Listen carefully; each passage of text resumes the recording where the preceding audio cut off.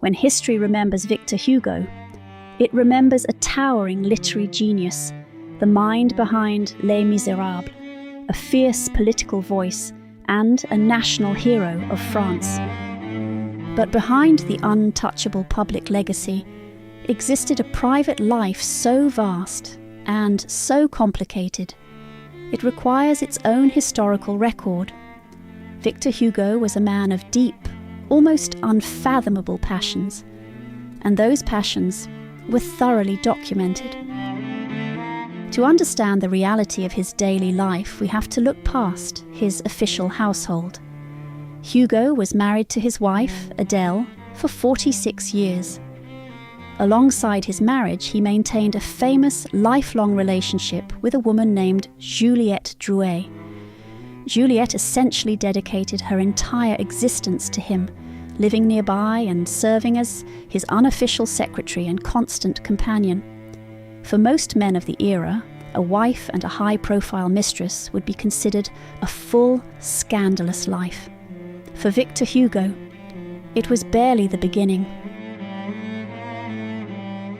Hugo kept incredibly meticulous, private diaries, but he didn't write them in standard French. He wrote them using a complex personal code, utilizing abbreviations and Spanish phrases to hide the true meaning of his entries.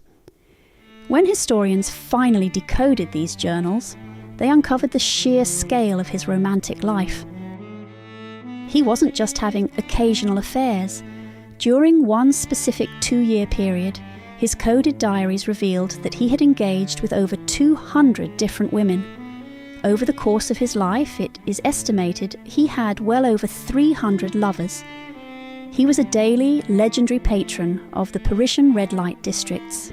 He engaged with actresses, aristocrats, maids, and countless women from the brothels of Paris. And this wasn't just a phase of his youth. Even well into his 70s and early 80s, his nightly escapades across the city were an open, quiet secret among the French elite.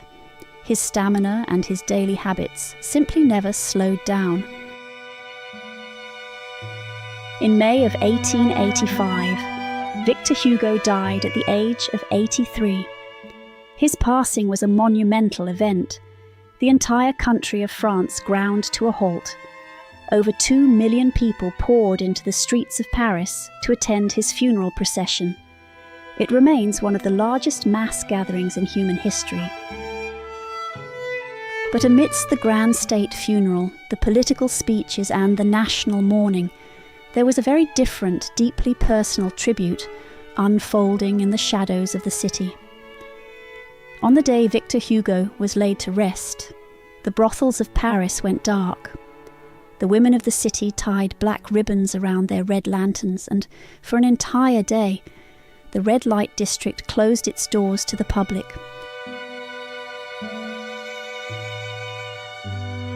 They swarm his funeral in hundreds, all in black.